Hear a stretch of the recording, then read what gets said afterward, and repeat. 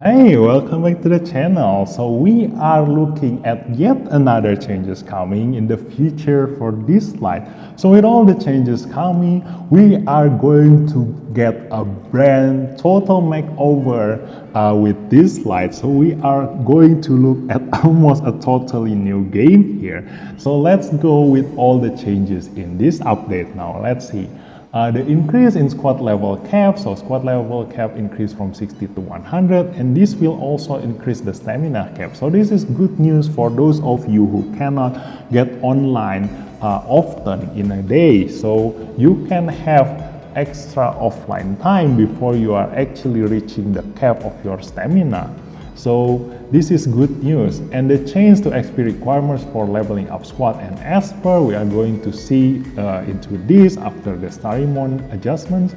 Added level cap for Espers, so now you cannot have your Esper higher level than your squad level. So this is going to affect all the new players that is coming to Dislyte. And if currently the squad level is below 40, yet some Espers levels are higher than the cap set in the new rules, their current levels will be carried forward instead of being reverted to the cap. So you don't actually lose anything by this update. So next is Starimon adjustments. So Starimon now no longer have levels. This is good. You don't need to grind your Starimon anymore in the future. And with the Sonic Creep coming, you will have so many surplus experiment, and that's why it will all go into the Espers, because now Espers will require higher XP to reach that maximum level. So they do this because of the Starimon changes. And now, in order to upgrade your Starimon into the next star level, you need an extra Starimon from 3 stars to 4 stars. And no changes from the 4 stars to 5 stars. So before this update take place, then you want to upgrade all of your Starimons beforehand, because once this update takes effect, then you will require an extra Starimon to get that 4-star Starimons. And they also added the option to disassemble your Starimons, but in doing so, you will lose a Starimon in disassembling the level of your Starimon. So you want to avoid doing this as much as possible, but if you really need to do this, then the option is there. So now we are going to take a look into the relic changes here. So this is a good change, because all these times, all the players that has been playing Dislyte all are debating about the Chronos 15 and Chronos 16. So I reckon they make these changes to tackle that problem. So instead of having a rarity star for your relics, they now have relic level here. So the only information that is missing here is that, is it possible to increase my relic level, or once I get the relic level drop for my relic, then that will be the relic level for my relic permanently, and there is no way to increase your relic level. If that's so, then these changes might take effect to differentiate the same relic rarity between the Chronos 15 and Chronos 16, because the problem right now is having the probability of dropping the same relic level from Chronos 15 that you can get from Chronos 16. So I reckon the future change will probably look something like this. In Chronos 15, you might get up to a relic level of 50, and you can only get the relic level of 60 from Chronos 16. They might be the change that they are going here. But the thing is that we don't know what is the difference between this relic level 50 and relics level 60. Will it have a difference in main stats and substats number, or is there going to be something else that is different with compared to the 50 and 60 here? So after the update, the star ratings of players' relics will be converted into levels. Current enhancement levels and secondary attributes won't be affected. So if you're looking at these brand new relic systems, then all you need to do in the future is just to care about the substats instead of worrying about which rarity stars that you get for your relics. So this is a really good idea coming from the Dislyte team in order to make the Chronos 16 much more useful. So they also make some changes to the Tyranny of Zeus set, because currently all the multi-hit espers are getting too strong when they are equipped with the Tyranny of Zeus set. So they are making a nice balance here, whereas where the multi-hits espers get less chance of stunning the target with every hit. So this is a nice balance. And basic, elite, and advanced relic fusion will produce level 40, 50, and 60 relics respectively. So that are all the changes that is coming. But in this video, I do want to talk about something else. So this video might come out a little bit too late, because everything that I'm going to talk about from this point onwards, it's something that is not going to bother you anymore. I've been wanting to make a video about this, but I've just been lazying around, because all of you guys have just been like, going on about the Chronos 15 and Chronos 16. So I'm going to show you all the mistakes that you have been discussing all this time in this video. But first, we are going to learn a little bit about statistic and probability. So bear with me, this is going to be a long video. So here we have a coin, and as you all know that a coin have two sides. It's either head or tail. So the chance of you getting either one of them is going to be 50-50. So you have a 50% chance of getting head, and you have a 50% chance of getting tail.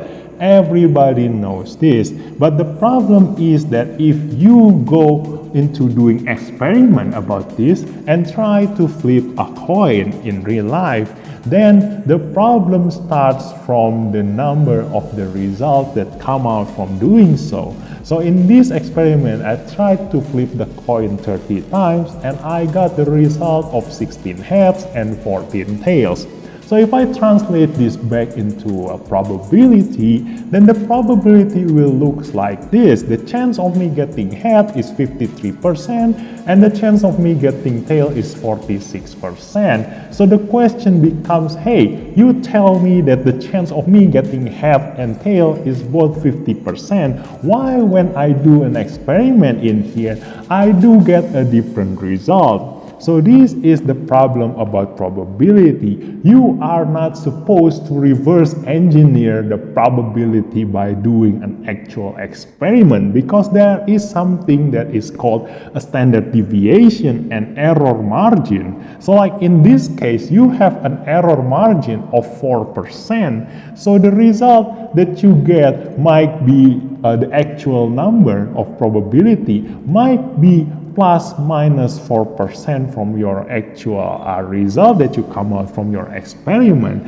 And that what makes this probability is not supposed to be taken by an actual number that you get from the result of doing the experiment.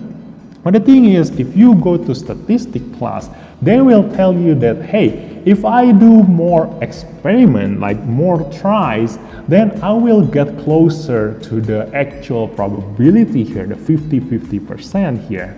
And that is correct, because if I do try to throw the coin 212 times, I get 104 heads and I get 108 tails, and the probability for each one of them is 49% head and 51% tail. And this is closer to 50-50 that we are supposed with the actual probability of a coin toss here. But the problem is that it's not exactly 50%. So when you try to do experiment in real life, the more tries you do, the closer it is for you into getting the expected probability. But it will be really hard to get exactly the same number of that probability. So we are going to take a look into the graphic here. So here we have the standard normal distribution. If you learn statistics and probability, you might see this thing a lot. So this tells you that if you throw a coin 300 times, then your expected outcome should be 150 heads and 150 tails. That is what expected to come out. But the thing is that there is always a very small chance that you can get 300 tails and 0 tail, and also there is a very small chance of you getting 0 head and 300 tails. Yes, the probability of that happening is almost 0, but it's never 0. So there is always that 0.00001% chance of you getting hit by a meteor right at this instant. But because the chance is so low that you can probably ignore this thing even happening at all. That is the nature of probability. So if you try to make an experiment by yourself, let's see, person A tried to do this experiment and he come out with a result of 100 heads and 200 tails. So he lands up at around this point in the standard normal distribution. And then person B tried to do the same experiment and he got 250 heads and 50 tails. Hey, this guy is very lucky. He get a very low chance in the standard normal distribution to get 250 heads. But the thing is that these two experiments will come out a totally different probability chance for this coin toss. And then comes the third person and he got 155 heads and 145 tails. This guy is closer to the middle number here. And if you keep trying this experiment hundreds and hundreds of times, then you might get closer to the 150 heads and 150 tails if you sum of the results that you get all this time and average the number. But the thing is that how many experiments you need to actually get closer to this part of the standard normal distribution, where the error margin is so low that no matter how many tries you do, you will expect it to come out 50% and 50% for the coin toss. The answer is it's almost infinite because this number is almost impossible to achieve. Here is some number for you to think about. So when you do 300 heads and 300 tails, when you have a different result by like 151 heads and 149 tails, then the probability of the number becomes like 51% to 49%. The changes is 1%. But as the experiment number goes up, like you do 100,000 experiment, then 50,001 heads compared to 49,999 tails will only make the probability different by 0.01%, and that's where you get closer to the 50% mark here. But it's never 0. The error mark will never get to 0, no matter how many tries you do. So I make a simple simulation here that you guys can visualize for this kind of experiment. So here I make a simple simulation in my web browser. You can put the probability of something happening here in percentage value, and you can put the number of tries you want to do this experiment in here, and you can see the result down below. So if I put the probability of something happening to be at 100% and I try this simulation 10 times, then I will get all the results coming out here as me getting something 10 out of 10, which makes the chance of me getting something to be at 100%, which is correct here.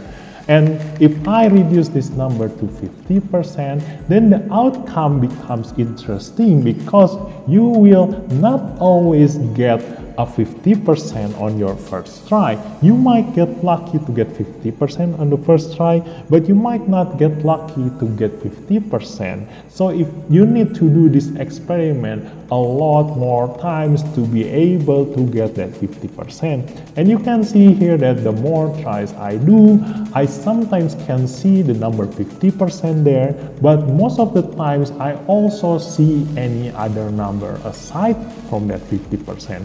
This is what we call an error margin. So in this experiment, because the experiment is only 10 tries, then my error value will go as low as 20% to 80%. That makes my error margin to be 30%, because when I have the probability of 50% and I do have the expected result here in my experiment to be minus 30% from my probability up to plus 30%, which makes my result to come out in between 20% to 80%. So to tackle this problem, I do need to do more tries here, more experiment, and it's going to make my result to come out closer to the 50%. Yes, that is correct. So if I try this experiment 100 times, then I'm supposed to no longer see that 20% and 80%. So now I can only see around 30% something up to 60% something. So my error margin goes down from 30% to 20%. So I do get closer to the 50%. But the thing is that the more tries you do, the more number that is happening to go here in between the result. So the difference is in only one try will make you further away from the actual probability that we put here.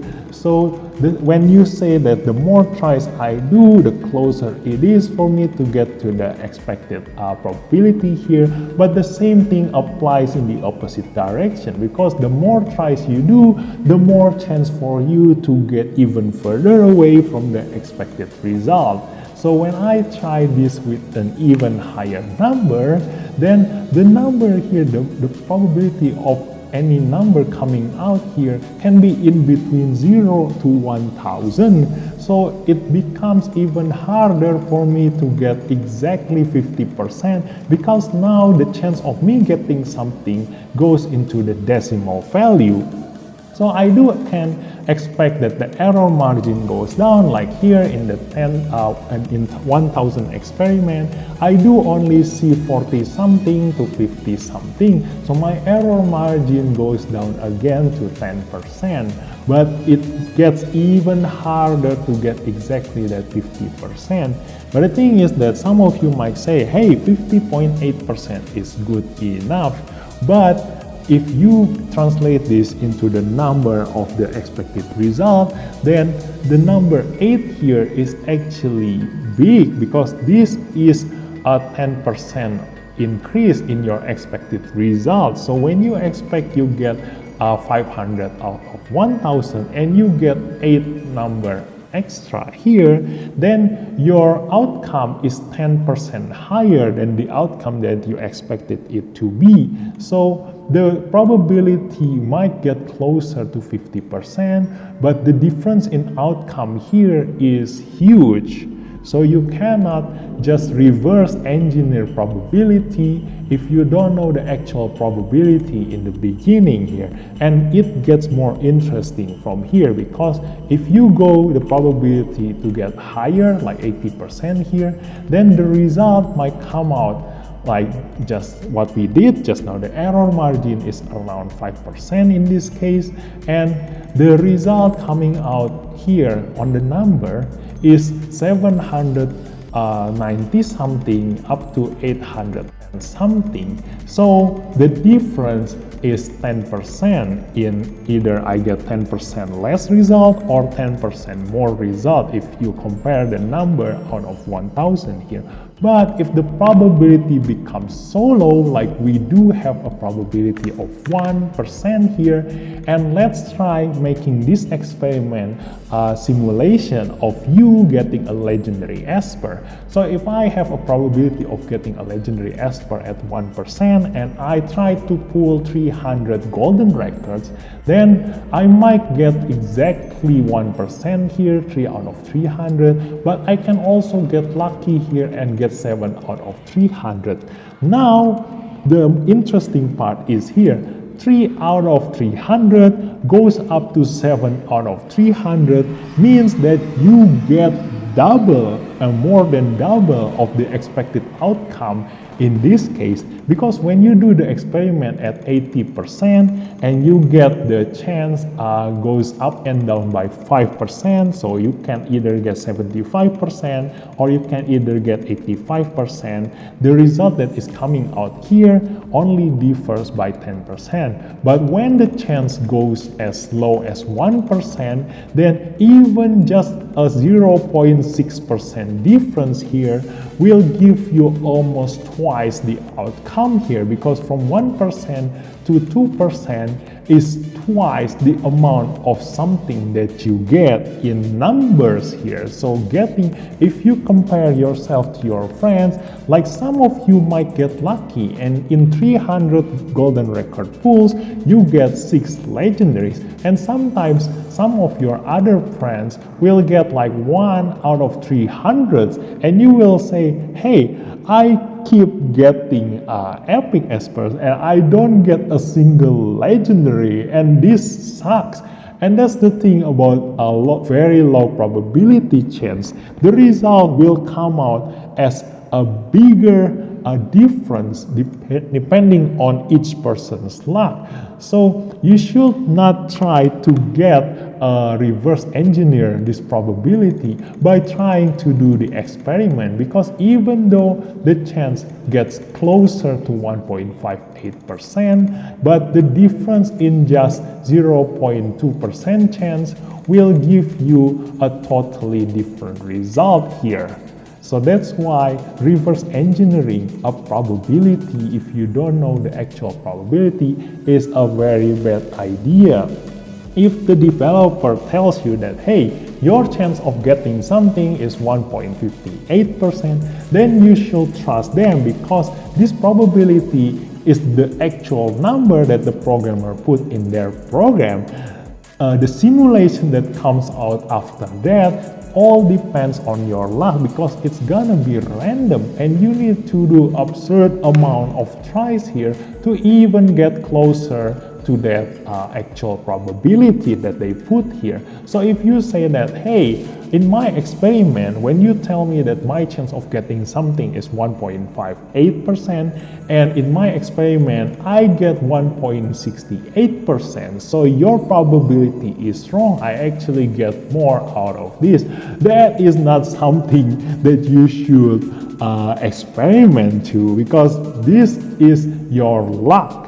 It doesn't reflect the actual probability that the developer put in their game, and a difference in just 0.07% here will come out as a totally different number up here, because the more tries you do, a difference in just 0.1% will make the number difference much bigger. So let's see if we do 300 pulls again here, and I do give a probability of 50%, then I expect the outcome to come out as 150 out of 300, and here I get unlucky and get 4% less. So I do get 12 less something out of this experiment, and 12 something out of 150 is already 10% less. So let's say if you do go to Chronos 300 times and maybe you get a chance of relic by 50%,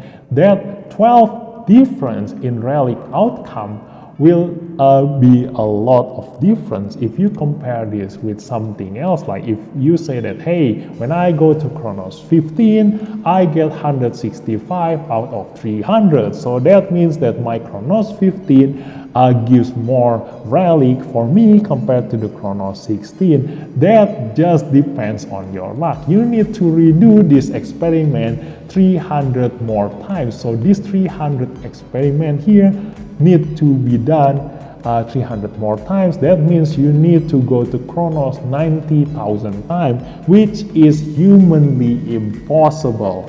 Because when you deal with probability, the amount of number of tries you need to do to get even exactly the amount of probability that the developer put in their game is almost infinite. So you need to do this experiment like probably 3 million times to even get 50% probability here on your first try. That's the nature of probability. That's the thing that we want to discuss in this video. So let's get back to the presentation again. So all this time we've only been dealing with a probability of a coin toss where the probability is either something happening or something not happening. But it gets more complicated when we are dealing with something like a dice. When you are dealing with something like a dice, there are 6 numbers that is possible to come out here. If each one of them have equal amount of chance of happening, then each one of them have a probability of 16.66% here. And we do know that if we do try to experiment with this thing a lot of times, then the expected result will not always come out as we expect it to be, like we did with the coin toss.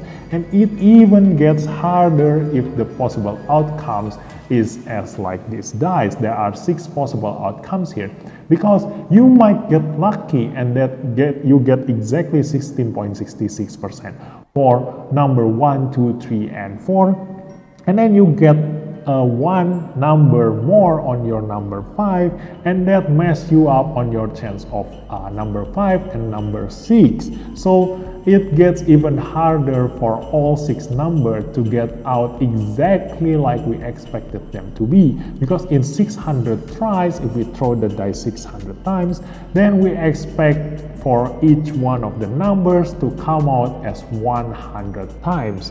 And that is something really hard to do. It becomes more complex here for me to reverse engineer this and get actual probability for each one of them.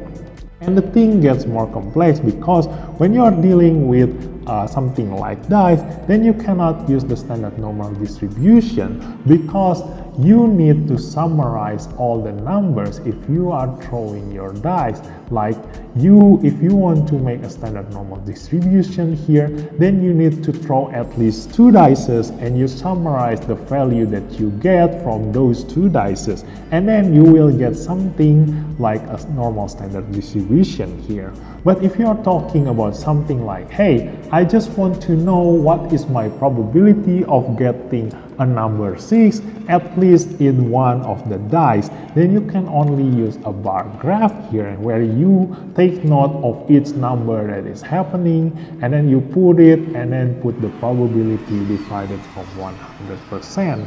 And that will not always come out as exactly 16.66% for each one of them. So we are going to put this into the game. So here we have the Chronos problem. So Chronos 16 can give you these 6-star relics to come out, and Chronos 15 gives you the same relic including the 5-star versions of them. So when something is expected to come out, you need to multiply the different types of relic, multiply by the different shapes of the relic, and then multiply by the different types of relic, and then you will know the probability of me getting that exactly Windwalker square 6-star flawless relic to be at 1 among hundreds of probabilities. But in this case, we are just going to talk about what is my probability of getting just flawless relic for any of them. I don't care about the type, I don't care about the shape. So we are just going to be talking about the different types of relics here. So here we have 6 possible outcomes in Chronos 15 for each type of relics, and we have 3 possible outcomes for the Chronos 16 for each type of relic. If we summarize all of them to be 100% chance here, because there is no possible that you get nothing out of your Chronos run, you will always get a relic drop in your Chronos run. That means the total number of this happening is going to be 100%. If we give each of them equal number chance of happening, then you will get 16.66% on the Chronos 15 and 33.33% on the Chronos 16. And we all know that this is not the actual number that the developer put in their game, because if this is the case, then 3 out of 10 runs that you do on your Chronos 16 run will give you a flawless relic, 3 out of 10. And that is not possible, because we all know that the chance of flawless relic dropping is always going to be lower than the previous version type of the relic. And the same thing applies for the Chronos 15, like the chance of the flawless relic happening is definitely less than the other type of relics, including the 5-star version of them. So here is where we cannot just reverse engineer the problem, because we are going to go back to our simulation and try to guess the number here. So here we come back to our simulation, and if we take some of your examples that all of you have been doing, then we can try running Chronos 300 times, and if you expect to get flawless relics like 30 to 40 times, then we can try to start putting our probability at 15% here, which is probably close to the actual number here, because we can see that I can get a number of relics in between 30 something to 50 something. But the thing is that I still have the error margin in the probability that I do in my experiment here. So I can see in between 11% chance there up to 20% chance there. So my error margin is 5%. And that's the thing, that's the interesting part here, because when I reduce this probability by 2%, my expected outcome of relic still goes in between 20 something up to 40 something. So it still overlaps in the 30 something to 40 something number of relics. So I don't know exactly what the number of probabilities that the developer put in their game, because all this probability that is closer to each other can still give you the same number of relic outcomes, because they are so close to each other. They only differ by 1 or 2% chance.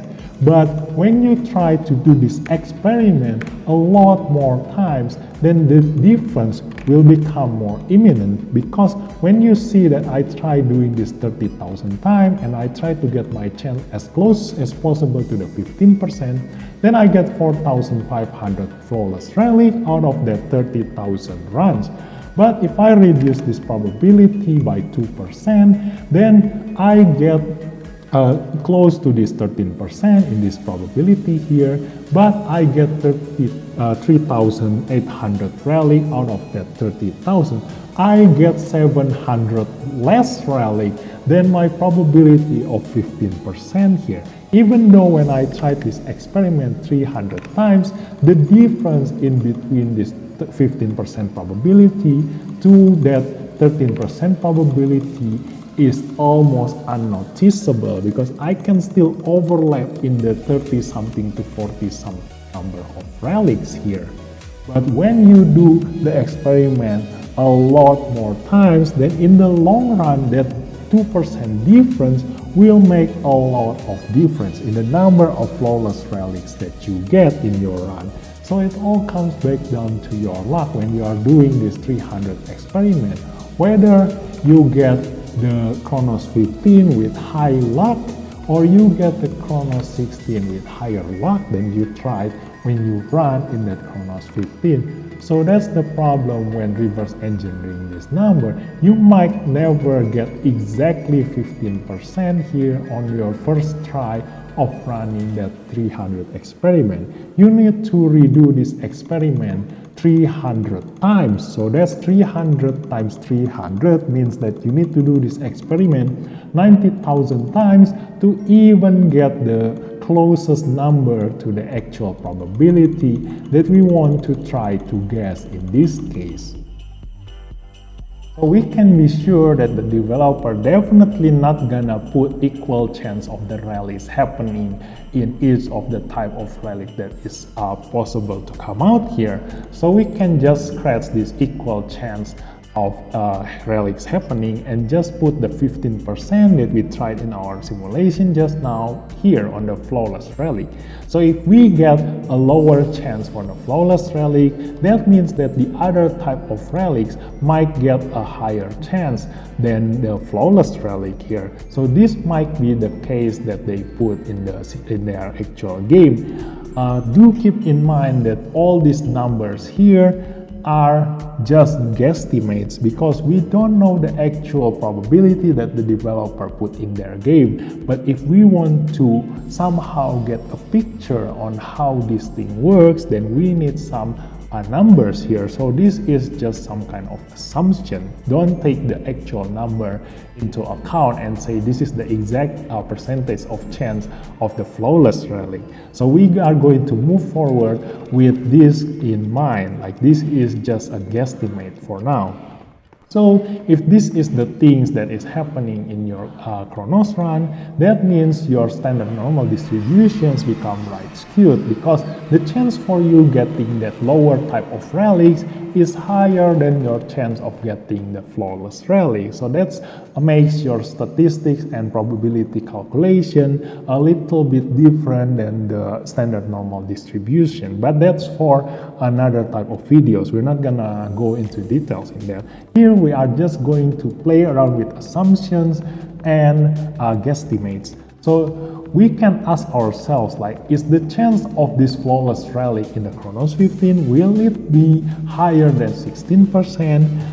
It's definitely not gonna be higher than 16% because if we give equal chance of each rallies happening here, then if we get the flawless rally is higher than 16% chance, that means that in every single Chronos 15 runs that you do, you're gonna see more flawless rallies compared to the other types of rallies. And we know for sure that this is not the case because you always try to scratch your head whenever you run your Chronos 15 that you get a rare chance of flawless relics dropping compared to the other types of relics. So it's definitely gonna be less than 16% here. So if we compare these runs here, then we can guess that it's either that both flawless relics in both runs might have the same chance of 15% here, or by the simulations that we did just now, they might be differ only by 2% here.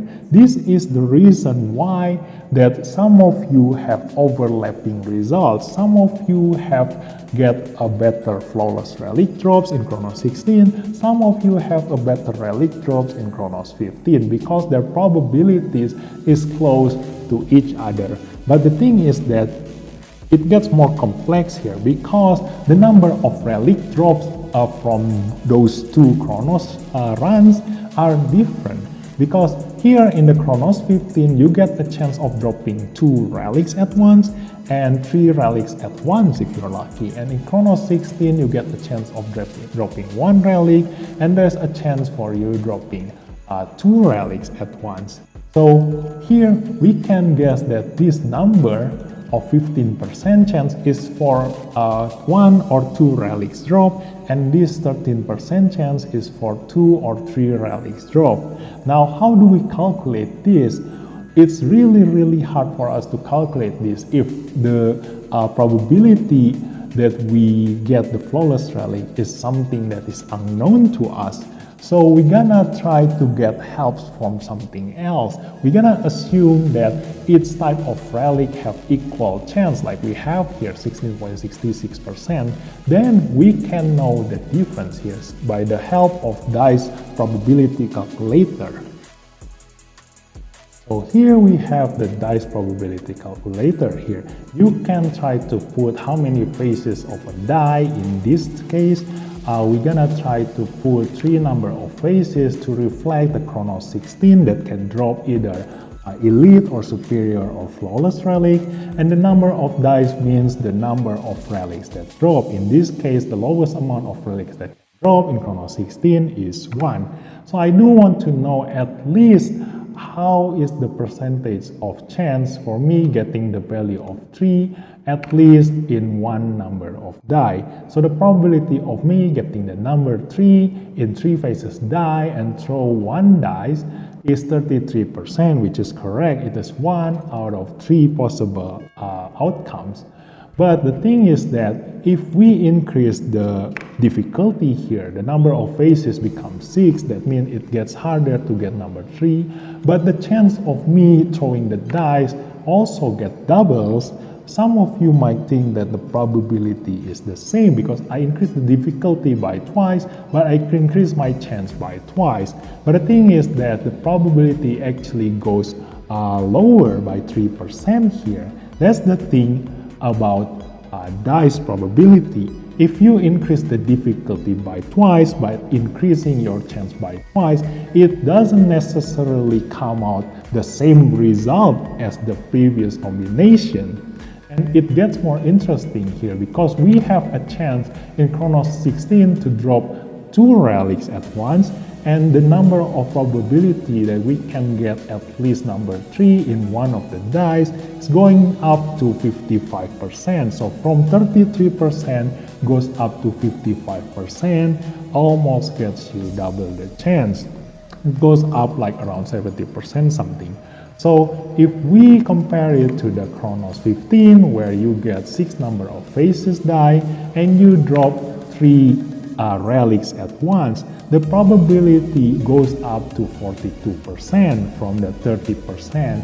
But if you compare it to the Chronos 16, it is lower by 13%. The reason is because from 3 and 1 dice to 6 and 2 dice doubles the amount of difficulty and doubles the amount of chance. But from 3 and 2 relic drops to 6 and 3 relics drops doesn't increase the chance of you throwing the dice by twice. It only increases your dice throwing by 50%. So the chance of you getting the numbers that you want is definitely lower than the chance when you do it like this. So that's the simulation if we compare these relic drops with dice probability using this calculator. But this is just a simulation, assuming that every type of relic has equal chance of dropping. This is just for you to get some pictures that are increasing the difficulty of getting something by twice, but increasing the chance of you getting something by twice doesn't necessarily come out as the same probability as the previous simulation. That's the thing. So we come back here to this picture, and we all know from that dice probability calculator, increasing the amount of relic drops almost doubles the chance of you getting the probability of something. So if we divide this number 15 by 2 relics and this number 13 by 3 relics, then we will get this probability, 7% per relic in Chronos 16 and 4% per relic in Chronos 15. Do still remember that all these numbers are estimates. Like I said, you cannot reverse engineer this probability because it's almost impossible to get the actual percentage. And if you differ by just 1%, then the result in the long run will differ by a lot.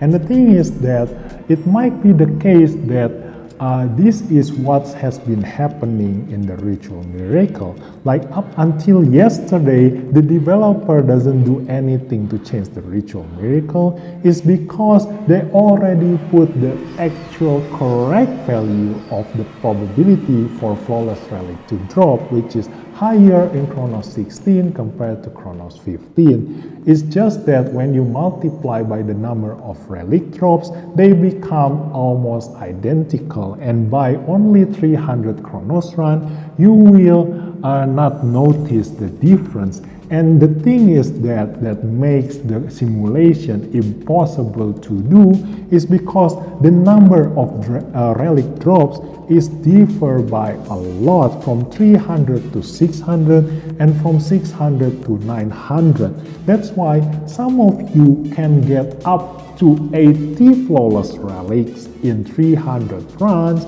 and some of you might get as low as just 10 flawless relic in 300 runs, because the error margin is so big that you can get any number possible of results because of this huge amount of difference in the number of relic drops. 300 difference, depending on your luck, will come out as a totally different flawless relic drops in your simulation. So you need to do your simulation a lot more times, and in all those simulations you need to keep getting the same amount of relic drops in every single 300 runs that you do, and that is going to be impossible to do. That's why it's so hard for the developer to actually prove to you that their probability is actually correct, because the error margin is just so big that you guys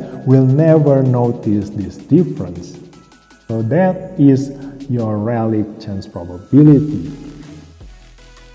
So if you cannot quantify and justify the chance of you getting a flawless relic, the next best thing that you can calculate in this case is the amount of gold you can get from each run.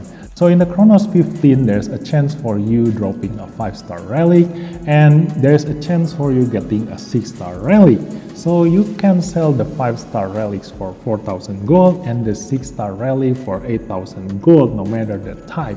So the lowest amount of gold you can get is out of 2 5-star relics and plus 4,100, which comes from the run itself, and the highest amount of gold you can get is 3 6-star relics plus 4,100, which can give you any gold in between this 12,100 up to 28,100 gold. So this run costs you 10 stamina. So for each stamina that you spend, you're gonna get 1,210 gold up to 2,810 gold per stamina. If we compare this to Chronos 16, then Chronos 16 can only drop you 6-star relics, and the lowest amount of gold is dropping 1 6-star relics, and the highest amount of gold that you can get is out of 2 6-star relics and plus 8,640 that you actually get from the run itself. We're not gonna count the increase in experience here because nobody cares about the experience amount that you get. So you can get any number of gold in between 16,640 up to 24,640 gold, but this costs you 12 stamina.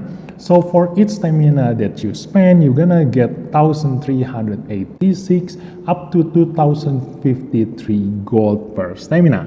So if you compare this to the Chronos 15, the highest amount of gold that you can get will give you more gold, like up to almost 50% more gold in the Chronos 15. But when you get so unlucky and you get the lowest possible amount of gold from your run, then the lowest possible amount of gold in the Chronos 16 is a little bit higher than the Chronos 15. So it all comes back down to your luck again. But in any case, you can have a higher chance to get more gold in average in doing the Chronos 15. So in this kind of system where we already seen just now that the more times you do this experiment, the bigger the margin of error gonna be. That's why the only thing that you can calculate is just by doing one single run. So the question that we should have been asking up until this point is whether we are willing to spend that 2 extra stamina in order to get 3% more chance into dropping a flawless relic, or are you going for a more tangible result, which is the gold here in this case, and just leave your flawless relic to your lady luck? Because at the end of the day, everything just goes back down to your luck. Like for example, if you are going to a casino and you want to gamble your money, if you see a slot machine side by side, one slot machine will give you a fixed chance of dropping something, and the other machine will cost you 20% more money, but it has 3% more chance into dropping something. So if you are just wanting to get, hey, I just want to get one expected result from this try, then you might never notice the difference because it will go down to your luck. You can just try as many times as you want and you will never get anything back at all, or you can just spend more money and get that extra percent of chance and still doesn't get you anything at all. So only if you do this like hundreds and thousands of times, then you will see the difference in that 3% of increase. When you are a whale and you don't care about gold anymore and you just want that perfect subtest flawless relic, then going for the Chronos 16 should have net you more flawless relic in the long run. But if you are a free-to-play players and you still need those gold, then going for the Chronos 15 might be a better choice for you, because at the end of the day, dropping the flawless relic comes down to your luck. Whether your luck sucks or you are lucky, no matter the chance or probabilities of that flawless relic dropping, you will get that drop anyway when you are lucky. But that doesn't matter anymore now. So I know this video comes out a little bit too late, especially when the new system is just around the corner.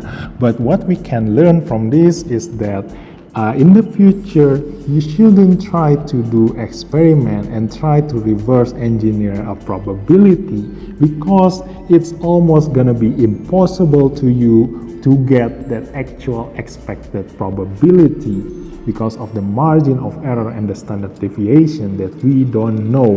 And only by doing absurd amount of tries, then you will get closer to the truth. So when the developer tells you the probability of something happening, that is the actual number that they put in their system. Because as you can see, it is as easy as putting the actual probability number in the code as a programmer. So whatever happens to the players after that all happens random, especially when the probability chance is very low. So the difference in experience between each players can go as low as half the actual expected number and can go as high as the double the expected amount that can come out. So I'm just taking this time because we just so happen that we get a new relic system, so I just wanted to talk about the current previous relic system and what's been making it confusing for most players. So hopefully this new system is gonna be less confusing, and hopefully we will know soon what's the difference between relic level 50 compared to relic level 60, because that will be something that will differentiate Chronos 15 aside from Chronos 16 and actually makes Chronos 16 much more useful for the next system. So hope you guys enjoyed this video. Thanks for watching up until this point. This has been a really long video, so hope you guys learned a lot from this, and I'll see you next time. Bye bye.